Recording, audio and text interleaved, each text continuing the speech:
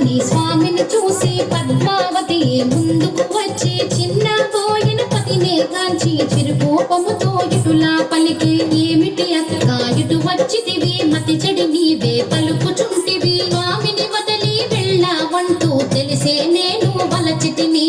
ఆడుదానా వైనా నీవు సత్తు కొనక గడపే దాటి ఇప్పుడు స్వామిని నిందించుటలో ఏమీ సబబు కలదు నీకు త్రేతాయుగమున వింత కోర్కెలు కోరి నీవే తెచ్చుకుంటివి బంగారు లేడి ఇలలో కలదా లక్ష్మణ గేటు దాట తగున ద్వాపర యుగమున తులసి దళముతో స్వామి తూగెను నీ కోసం ముల్లోకాలు మెచ్చుకునంగా ఆనాడెంతో మురిసిపోతివి ప్రాణనాథుని వదిలి వెళ్ళి ఇప్పుడు వచ్చుట ఏమీ ధర్మము కొత్తగా పెళ్లి అయిన వారము ముద్దు ముచ్చటలు మాకు లేవా లక్ష్మీదేవి పద్మావతితో కయ్యము మగలు పోయే చిన్న దానా మాటలు బాగా నేర్చిన దానా ఎంత గడుసరి దానవు నీవు నా పతి నీదు వలలో పడెను పెళ్లి అయిన వారితో నీవు పరిణయమేలా ఒప్పుకొంటివి పురుషులకేనా కరువు వచ్చెనా నా మగడే నీకు దొరికి నాడా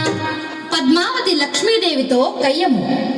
స్వామి మదిలో నీవే ఉంటే మరి యొక్క దానితో పని ఎలా స్వామి ప్రేమతో నన్నే వలచను మాటలు మీరకు నెరజానా తిరమన్నది నీకు లేనే లేదు ఇల్లు ఇల్లు తిరిగే దానవు ఒక చోటైనా కుదురుగా ఉండవు ఎందుకు నీకు మగడు ఇల్లు ప్రేమతో భర్తను లాలించాలి పతి కౌగిటిలో ఒదిగుండాలి రెండు నీ కడ నేనే లేవు వచ్చిన దారిని మరలి పొమ్ము సవతుల దెప్పి పొడుపు మాటలు లక్ష్మీదేవే పద్మావతిని ఎత్తి పొడుపు మాటలు అనగా పద్మావతియే లక్ష్మీదేవిని పుల్లా వెరుపు మాటలు అని ఇద్దరు భార్యల మాటలు వింటూ శ్రీనివాసుడే సర్ది చెప్పగా స్వామి పలుకులు ఆలకింపగా నా వాడంటే నా వాడనియే నా వాడంటే నా వాడనియే నా వాడంటే నా వాడనియే నా వాడంటే నా వాడని నా వాడంటే నా వాడని